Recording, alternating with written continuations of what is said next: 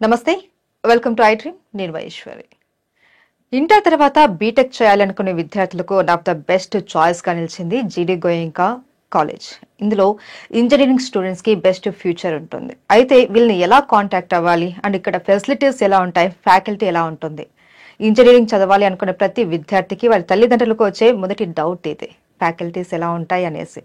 So జీడీ గోయంకాకు సంబంధించి పూర్తి వివరాలు అందించడానికి మనతో పాటు ఉన్నారు అక్కడ నుంచి రాజశేఖర్ రెడ్డి గారు. మరి వారితో మాట్లాడి అసలు ఏంటి, వీళ్ళని ఎలా కాంటాక్ట్ అవ్వాలి, అక్కడ ఫెసిలిటీస్ ఎలా ఉన్నాయి అండ్ ఫ్యాకల్టీ ఎలా ఉంది, పూర్తి వివరాలు ఆయన అడిగి తెలుసుకుందాం.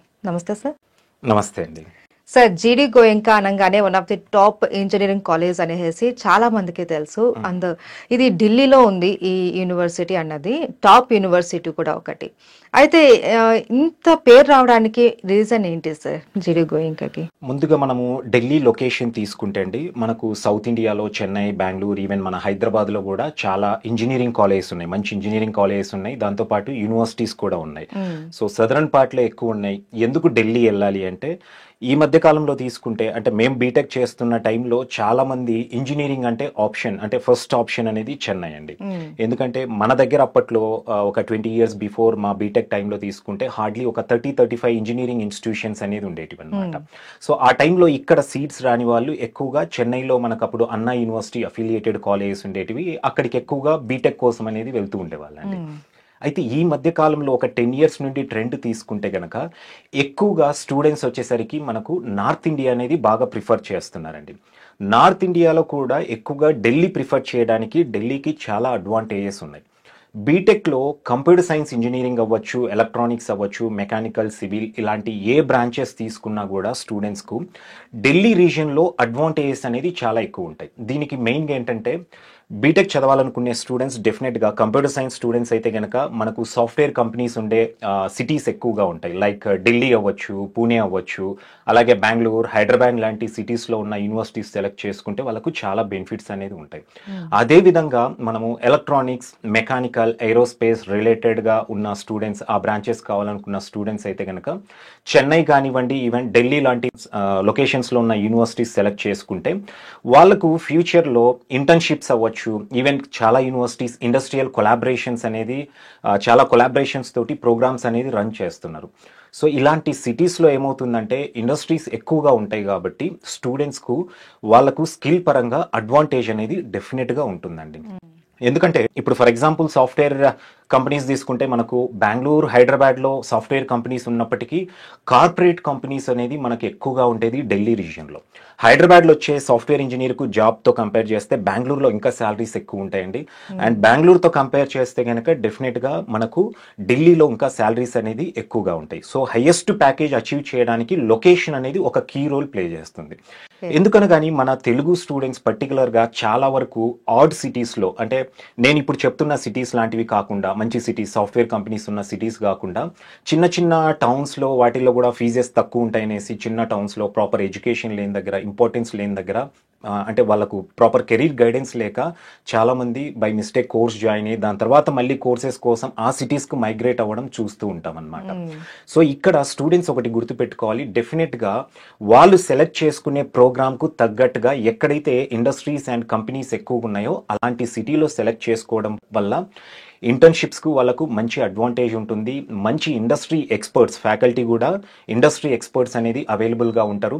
అండ్ వాళ్ళు ఏదైనా ఇంటర్న్షిప్స్తో పాటు ఏదైనా కొలాబరేషన్ ప్రోగ్రామ్స్ కూడా వాళ్ళకు యాక్సెసిబిలిటీ అనేది ఈజీ అవుతుంది. ఫర్దర్గా ప్లేస్మెంట్స్ కూడా డెఫినెట్గా మంచి స్కోప్ అనేది స్టూడెంట్కి ఉంటుంది. లొకేషన్లో ఇదొక అడ్వాంటేజ్ అయితే మనకు కంపెనీస్ అనేది. సెకండ్ వన్ వచ్చేసరికి మనకు లాంగ్వేజ్ ప్రొఫిషియన్సీ అండి. మన తెలుగు స్టూడెంట్స్ అంటే ఇంగ్లీష్ కమ్యూనికేషన్లో తీసుకుంటే కనుక వాళ్ళు రీడింగ్ అవ్వచ్చు, రైటింగ్ స్కిల్స్ అవ్వచ్చు, ఈవెన్ లిజనింగ్ స్కిల్స్ అవ్వచ్చు, డెఫినెట్గా నో డౌట్ అండి ఇండియాలో మన వాళ్ళు ది బెస్ట్ అని చెప్పొచ్చు. When it comes to speaking skills వచ్చేసరికి మన స్టూడెంట్స్ చాలా వీక్ ఉంటారండి. అవును. మెయిన్ రీజన్ ఏంటంటే దీనికి మనకు స్కూల్ ఎడ్యుకేషన్ నుండి మన ఫ్యాకల్టీ తెలుగులో ఉంటారు. ఎంత ఇంగ్లీష్లో ఇంటరాక్ట్ అయినా స్టూడెంట్కు అంటే మనకు అట్మాస్ఫియర్లో చాలా వరకు తెలుగులో కమ్యూనికేట్ అవుతూ ఉంటారు కాబట్టి డెఫినెట్గా కొంత ఈ స్పీకింగ్ స్కిల్స్ వచ్చేసరికి కొంత ప్రాబ్లం అయితే ఉంటుంది. అంటే పిల్లలకు ఇంగ్లీష్ మూవీస్ చూస్తారు, ఇంగ్లీష్ సాంగ్స్ వింటారు కానీ మాట్లాడలేరు. స్పీకింగ్ స్కిల్స్ లో చాలా వీక్ ఉంటారు. డెఫినెట్ గా స్టూడెంట్ 4 ఇయర్స్ కోర్స్ కంప్లీట్ అయిన తర్వాత మంచి ప్లేస్మెంట్ రావాలి అంటే స్కిల్తో పాటు స్ట్రాంగ్ కమ్యూనికేషన్ అనేది ఉండాలి. అంటే రీడింగ్, రైటింగ్, లిజనింగ్ తో పాటు స్పీకింగ్ స్కిల్స్ అనేది డెఫినెట్ గా ఉండాలి. వితౌట్ కమ్యూనికేషన్ స్టూడెంట్ అనేది మంచి సాఫ్ట్వేర్ కంపెనీస్ లో ప్లేస్ అవ్వలేరు. ఎందుకంటే మనం మూవీస్ లో చూస్తూ ఉంటామండి, చాలా వరకు ఏ లాంగ్వేజ్ వస్తేనేమి మన టాలెంట్ కి లాంగ్వేజ్ అనేది బ్యారియర్ కాదనుకుంటాం. ఎంఎన్సీ కంపెనీస్ అలా కాదండి, ఎందుకంటే మల్టిపుల్ కంట్రీస్ లో ఉండి ఆపరేట్ అవుతూ ఉంటాయి. సో డెఫినెట్ గా వాళ్ళతో ఇంటరాక్ట్ అవ్వాలంటే ఈ కమ్యూనికేషన్ బ్యారియర్ అనేది ఉండకూడదు స్టూడెంట్ కు. సో కమ్యూనికేషన్ స్కిల్స్ చాలా ఇంపార్టెంట్. మనం సౌత్ ఇండియాలో చదివామనుకోండి, హైదరాబాద్ లో, కర్ణాటకలో, ఈవెన్ చెన్నై లాంటి సిటీస్కి వెళ్ళి చదివినప్పుడు స్టూడెంట్ కి అక్కడ లోకల్ లాంగ్వేజ్ ఇన్ఫ్లుయెన్స్ అనేది డెఫినెట్ గా ఉంటుంది. సో కమ్యూనికేషన్ స్కిల్స్ డెవలప్ చేసుకోవడానికి స్కోప్ అనేది చాలా తక్కువగా ఉంటుంది అన్నమాట. బట్ ఢిల్లీ వెళ్ళినప్పుడు డెఫినెట్ గా ఏంటంటే, ఢిల్లీ మన ఇండియా క్యాపిటల్ సిటీ అండి. చాలా వరకు ఫారిన్ స్టూడెంట్స్ ఢిల్లీ లాంటి సిటీలో చదువుతూ ఉంటారు. అలాగే ఆల్ ఓవర్ ఇండియా నుండి డెఫినెట్ గా ఢిల్లీలో స్టూడెంట్స్ అనేది ఉంటారండి. మన సౌత్ నుండి స్టూడెంట్స్ ఉంటారు, అలాగే నార్త్ ఈస్ట్ నుండి వస్తారు, ఈవెన్ హిమాచల్ ప్రదేశ్, జమ్మూ కాశ్మీర్ ఇలాంటి సిటీస్ నుండి, ఇలాంటి స్టేట్స్ నుండి కూడా స్టూడెంట్స్ ఢిల్లీలో ఉంటారు. దీనివల్ల ఏమవుతుందంటే ఒక కాస్మోపాలిటన్ ఎన్విరాన్మెంట్ అనేది ఉంటుంది అక్కడ యూనివర్సిటీస్ లో. డెఫినెట్ గా స్టూడెంట్ ఆ కల్చర్ కానివ్వండి, కొంత అడ్వాన్స్డ్ టెక్నాలజీ కానివ్వండి, ఈవెన్ కమ్యూనికేషన్ పరంగా డెవలప్ అవడానికి స్కోప్ అనేది ఎక్కువగా ఉంటుందండి. సో లొకేషన్ తో పాటు మనకి ఇక్కడ లాంగ్వేజ్ ప్రొఫిషియన్సీ అనేది డెవలప్ అవుతుంది. ఎందుకు జీడీ గోయింకా యూనివర్సిటీ అంత పాపులర్ పర్టికులర్ గా అంటే, జీడీ గోయింకా యూనివర్సిటీ నార్త్ ఇండియాలో చాలా పాపులర్ అండి. మనకు సౌత్ లో ఎస్ఆర్ఎం, విఐటి, అమృత ఇలాంటి యూనివర్సిటీస్ ఎలాగైతే పాపులరో, నార్త్ ఇండియాలో వచ్చేసరికి జీడీ గోయింకా యూనివర్సిటీ అనేది చాలా పాపులర్.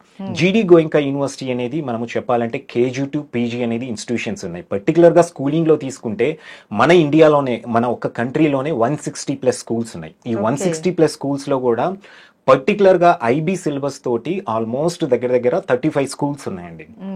ఒక మన యూనివర్సిటీ ప్రొమిసెస్ లోనే జీడీ గోయింకా ఓల్డ్ స్కూల్ ఉంది, జీడీ గోయింకా హై స్కూల్ ఉంది.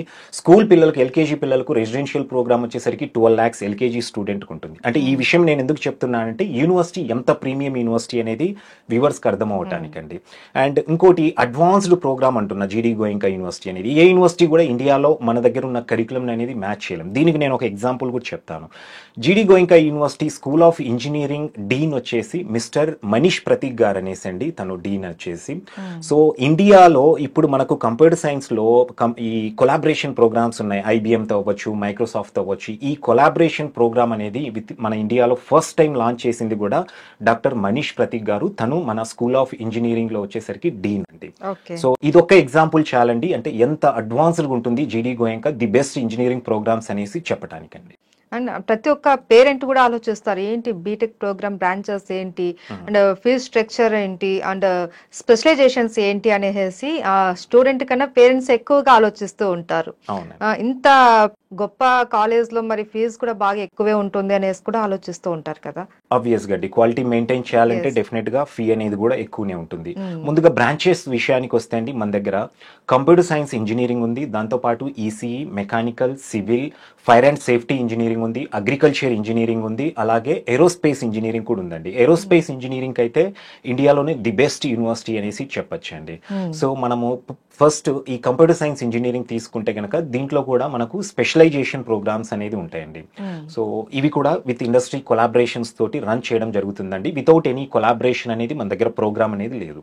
So core computer science engineering ఉంటుంది, దాంతో పాటు కంప్యూటర్ సైన్స్ ఇంజనీరింగ్ లో artificial intelligence and machine learning ఉందండి స్పెషలైజేషన్. అలాగే డేటా సైన్స్ ఉంది, సైబర్ సెక్యూరిటీ ఉంది. Artificial intelligence and machine learning, data science, cyber security, ఈ 3 స్పెషలైజేషన్స్ వచ్చేసరికి మనము ఐబిఎం తో కొలాబరేట్ అయ్యి ప్రోగ్రామ్ అనేది రన్ చేస్తున్నామండి. సో ఈ కొలాబరేషన్ వల్ల బెనిఫిట్ ఏముంటుందంటే, స్టూడెంట్స్ కు 70% సిలబస్ అనేది మనకి యూనివర్సిటీ వాళ్ళు కవర్ చేస్తుంటే అకాడమిషియన్స్ అనేది 30% కంపెనీ నుండి ఇండస్ట్రీ ఎక్స్పర్ట్స్ కూడా, అంటే ఇక్కడ ఉన్న ఫ్యాకల్టీని ఈ అప్డేటెడ్ టెక్నాలజీ మీద ట్రైన్ చేయడం అవ్వచ్చు, ట్రైన్ చేసి స్టూడెంట్స్ కు ఇప్పుడు ఇండస్ట్రీకి కావాల్సిన విధంగా ట్రైనింగ్ అనేది చేసుకోవడం జరుగుతుంది. సో దీంతో పాటు మన దగ్గర మొబైల్ అప్లికేషన్ డెవలప్మెంట్ ఉందండి, యాపిల్ సొల్యూషన్స్ తోటి ఇది కొలాబరేట్ అయ్యి రన్ చేస్తున్నాము. సాఫ్ట్వేర్ ప్రోడక్ట్ ఇంజనీరింగ్ ఉంది, ఇది అగైన్ క్యాల్వియం కంపెనీతో కొలాబరేట్ అయ్యి రన్ చేస్తున్నాము.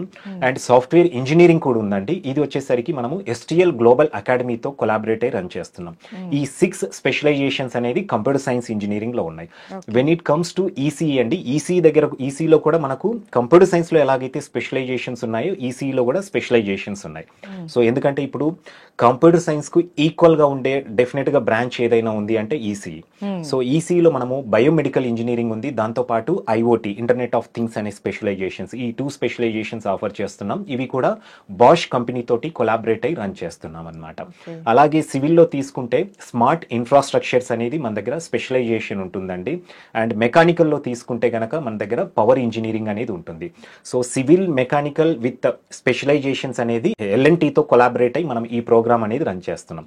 వీటితో పాటు ఫైర్ అండ్ సేఫ్టీ ఇంజనీరింగ్ ఉందండి. అలాగే మన దగ్గర అగ్రికల్చర్ ఇంజనీరింగ్ ఉంది బీటెక్ లో, అండ్ ఏరోస్పేస్ ఇంజనీరింగ్ కూడా మన దగ్గర ఈ బ్రాంచెస్ అనేది ఉన్నాయి.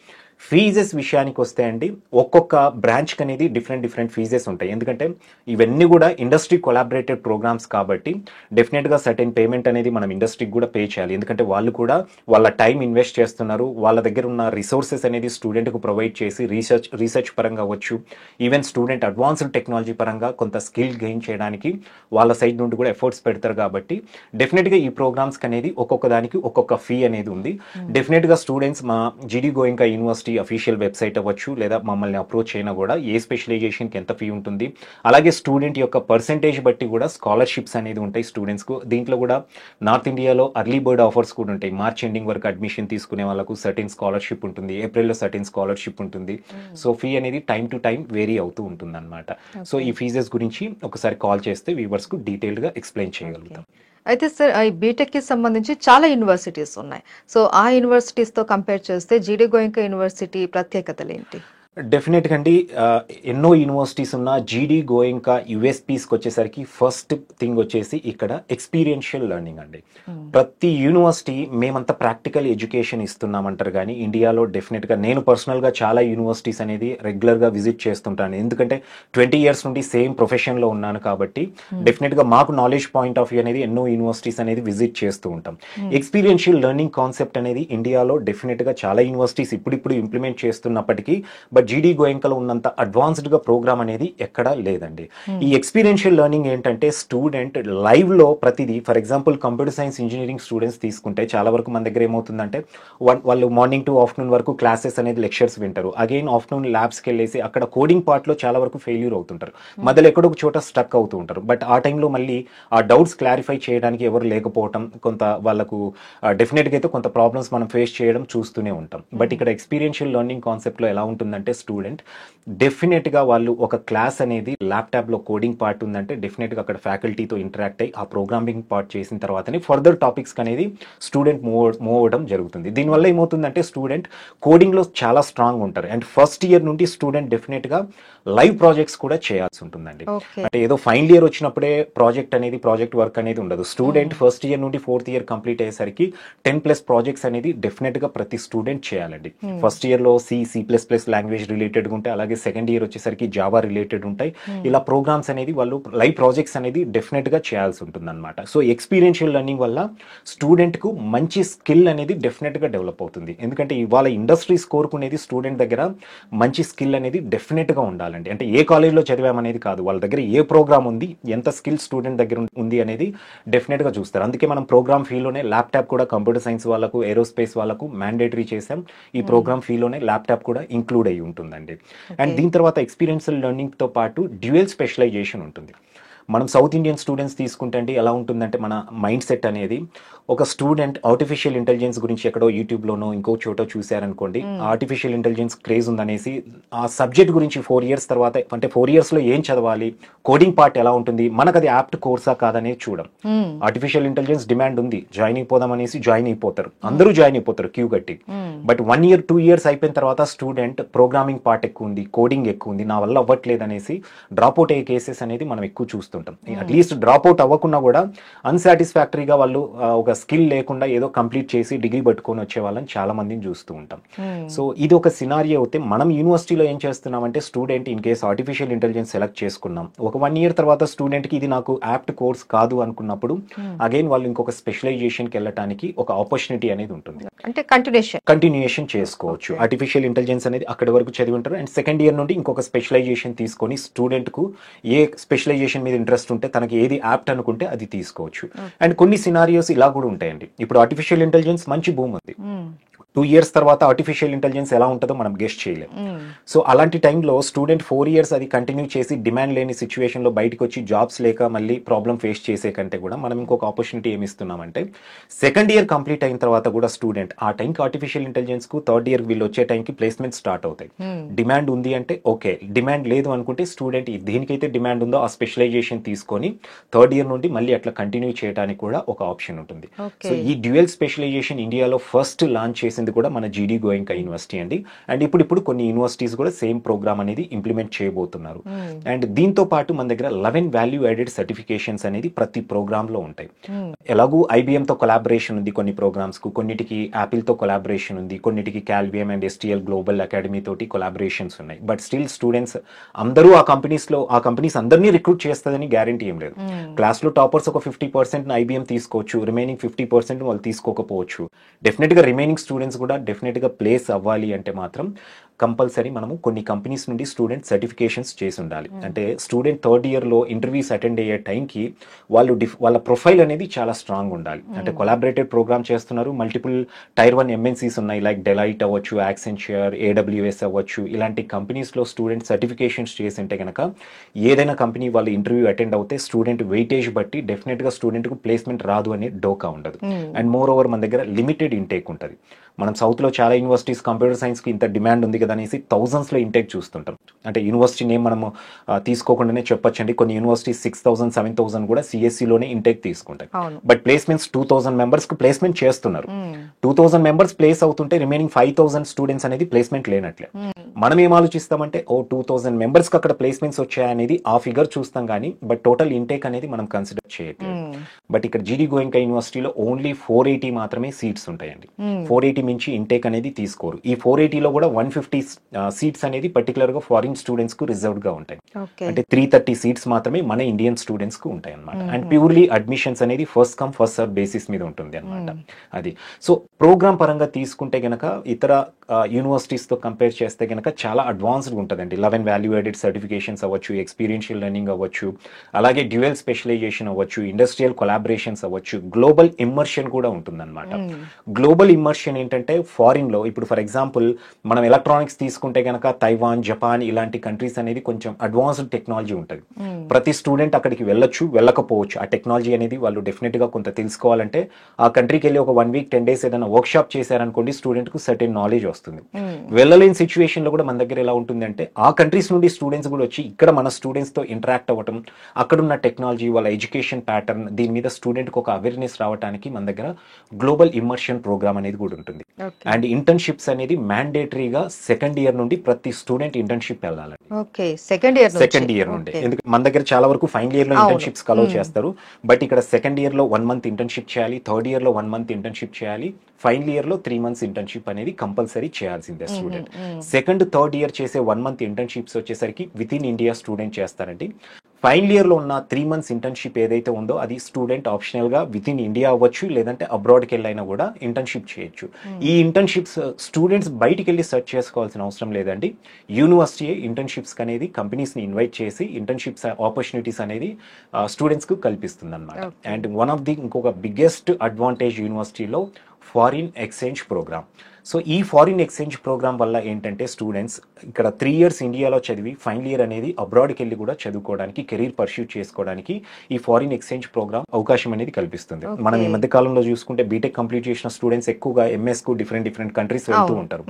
సో అలాంటి స్టూడెంట్స్ ఎవరైనా ఎంఎస్ మళ్ళీ ఫర్దర్ గా ఒక్కసారిగా ఎంఎస్కి వెళ్ళే కంటే కూడా ఈ ఫారిన్ ఎక్స్చేంజ్ ప్రోగ్రామ్ ద్వారా థర్డ్ ఇయర్ లో తర్వాతనో లేదా అంటే మనము స్టార్టింగ్ ఫ్రమ్ 6th సెమిస్టరే స్టూడెంట్ అబ్రాడ్ కు సెమిస్టర్ ఎక్స్చేంజ్ ప్రోగ్రామ్ ద్వారా వెళ్ళడానికి చేయడానికి అవకాశం యూనివర్సిటీ కల్పిస్తుందండి.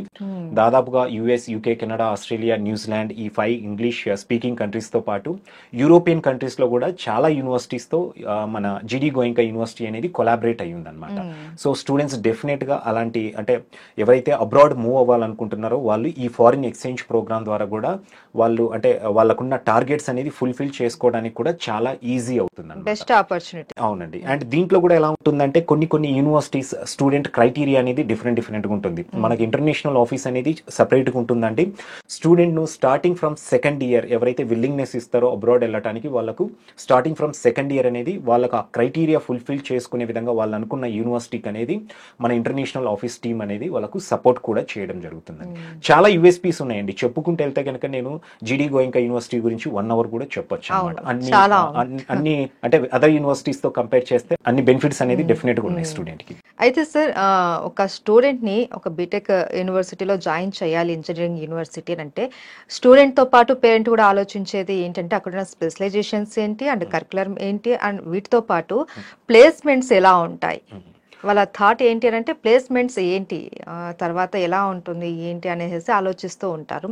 సో ఈ ప్లేస్మెంట్స్ కి మీరు ఎలా ట్రైన్ చేస్తారు స్టూడెంట్స్ ని? ఆబ్వియస్ గా మన సౌత్ ఇండియా అనగానే ఫస్ట్ ప్లేస్మెంట్స్ అంటే మనకు చిన్నప్పటి నుండి స్కూల్ ఎడ్యుకేషన్ లో కూడా మన టీచర్స్ అవ్వచ్చు, మన పేరెంట్స్ అవ్వచ్చు బాగా చదువు మంచి జాబ్ తెచ్చుకుంటారు. కానీ ఎవరు కూడా బాగా చదువు ఒక బిజినెస్ పెట్టుకో కానివ్వండి లేదా ఇంకొకటి కానివ్వండి ఇంకొక మాట అనేది రాదు. ఆబ్వియస్ గా అంటే పేరెంట్స్ అవ్వచ్చు, మన పేరెంట్స్ అవ్వచ్చు, ఈవెన్ మన టీచర్స్ కూడా స్టూడెంట్ మైండ్ సెట్ అంటే చిన్నప్పటి నుండి అలాగే మైండ్ సెట్ చేస్తారు.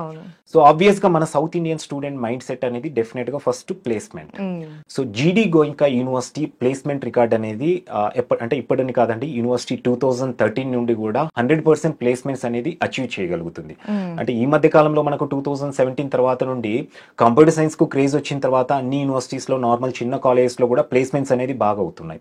బట్ జీడీ గోయింకా యూనివర్సిటీలో ఫస్ట్ నుండి కూడా ప్రతి బ్రాంచ్ లో ప్రతి స్పెషలైజేషన్ లో కూడా ప్లేస్మెంట్స్ అనేది ఈజీగా అవుతున్నాయి. ఎందుకంటే మన దగ్గర ఉన్న ఇంటేక్ అనేది చాలా limited intake and complete curriculum అనేది కూడా ఇండస్ట్రీ డ్రివెన్ కరికులం అనేది ఉంటుంది. అండ్ అన్ని కూడా ఇండస్ట్రీ కొలాబరేటివ్ ప్రోగ్రామ్స్, అలాగే ఇంటర్న్షిప్ ఆపర్చునిటీస్ అనేది కల్పిస్తున్నాం స్టూడెంట్స్ కు. వాల్యూ యాడెడ్ సర్టిఫికేషన్స్ అనేది టైర్ 1 ఎంఎన్సీ కంపెనీస్ నుండి ఎన్నో సర్టిఫికేషన్స్ స్టూడెంట్స్ కి ఇస్తున్నాం. కాబట్టి నాలెడ్జ్ పరంగా అలాగే కమ్యూనికేషన్ పరంగా స్టూడెంట్ ఒక అడ్వాన్స్డ్ లెవెల్లో ఉంటారు. కాబట్టి ప్లేస్మెంట్ అనేది యూనివర్సిటీలో టాస్క్ కాదు.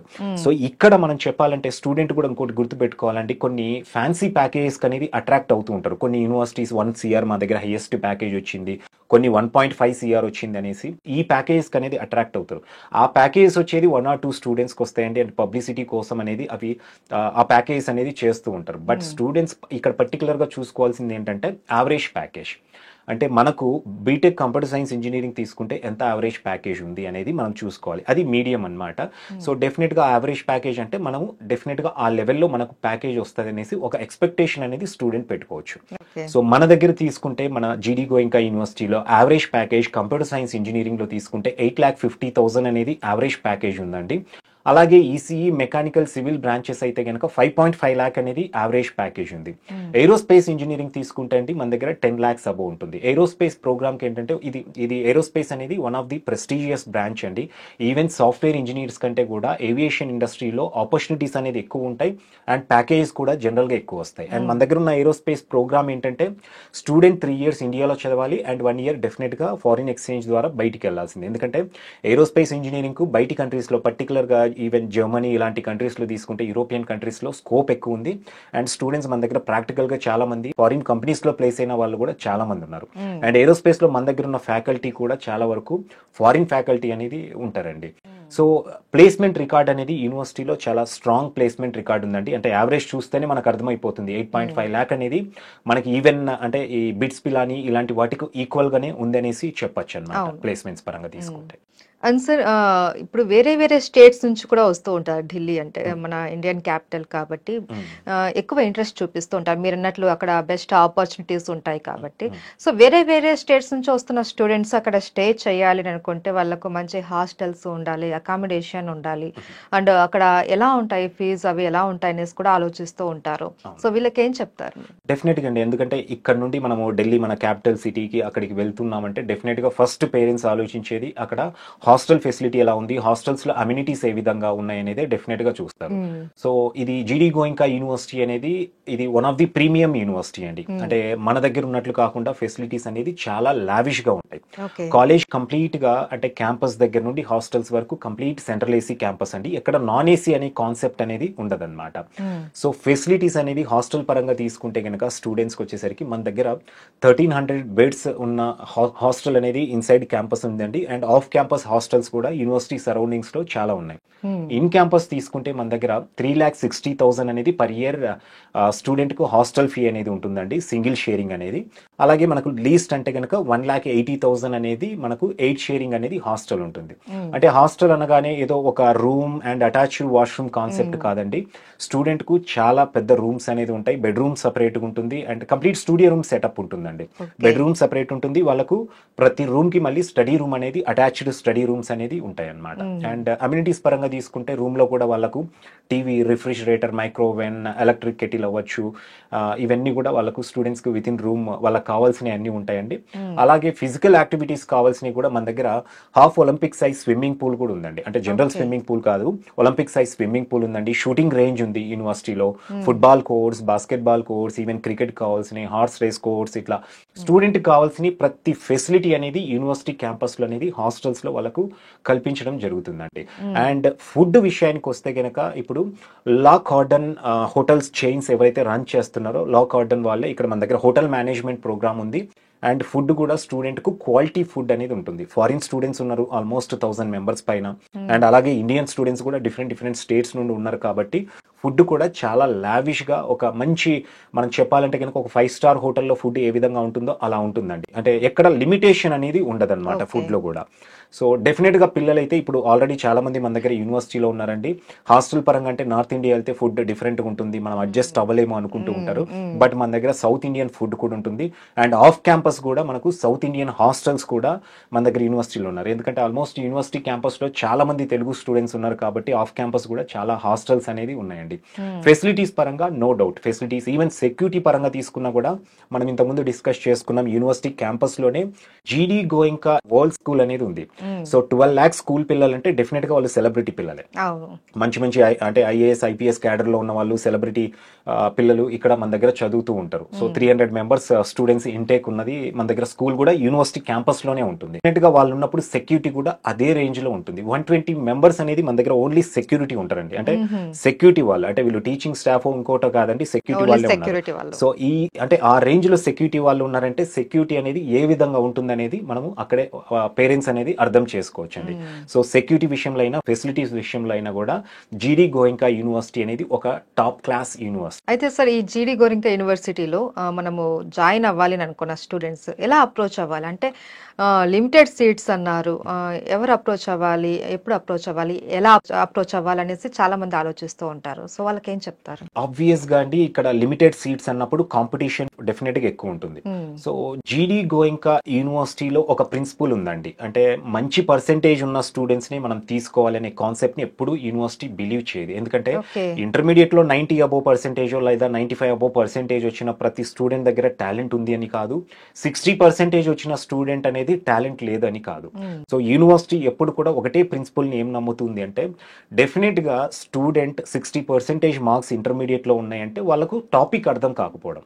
ఒక ఎగ్జాంపుల్ అండి, సో ఇప్పుడు మంచి బాహుబలి ఇలాంటి మూవీస్ ఉన్నాయి, అవి చూసే కొద్దీ చూడాలనిపిస్తూ ఉంటాయి. ఎందుకంటే నారేట్ చేసే డైరెక్టర్ ఎవరైతే ఉన్నారో స్టోరీని అనేది మనకు బాగా అర్థమయ్యేటట్లు చెప్తున్నారు కాబట్టి మనము ఇంకా చూడాలనేసి ఉంటది. అంటే పార్ట్ 1 అయిపోయింది, పార్ట్ 2 అయిపోయింది, పార్ట్ 3 రిలీజ్ చేస్తారంటే కూడా చాలా ఈగర్ గా వెయిట్ చేస్తారు, ఏం జరుగుద్దా ఇంకా పార్ట్ 3లో అనేసి ఆ ఇంట్రెస్ట్ అనేది బిల్డ్ అవుతుంది. అదే అర్థం కాని మూవీ అనుకోండి, డెఫినెట్ గా మనం ఒక సీరియల్ చూస్తూనే లేదా ఒక మూవీ టీవీలో చూస్తున్నామంటే ఛానల్ మార్చేస్తాం అర్థం అవ్వలేదంటే. అంటే నారేట్ చేసే విధానం బాగుంది అంటే ఎటువంటి వాళ్ళకైనా అర్థం అవుతుందండి. సేమ్ స్టూడెంట్ లైఫ్ కూడా అంటే అంతే అండి. క్లాస్ రూమ్ లో కూర్చున్నప్పుడు లెక్చరర్స్, ఫ్యాకల్టీ చెప్పేది స్టూడెంట్ కి అర్థం అవుతుంటే టాపిక్ అనేది నెక్స్ట్ టాపిక్ ఏమొస్తుందా అనేసి స్టూడెంట్ వాళ్ళు చాలా యాంగ్జైటీతో వెయిట్ చేస్తూ ఉంటారు. అర్థం కాకపోతే ఏమవుతుందంటే అండి వాళ్ళు బ్లాంక్ ఫేస్ తో కూర్చుంటారు. ఏదో 6 months సెమిస్టర్ అనేది గడిచిపోతుంది, జస్ట్ అయిపోతుంది అనమాట, టైం పాస్ అయిపోతుంది.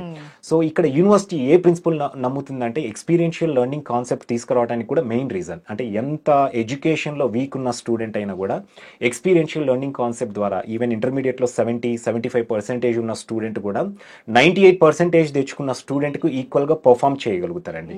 అండ్ ప్రాక్టికల్గా ఇది ప్రూవ్ కూడా అయ్యిందనమాట.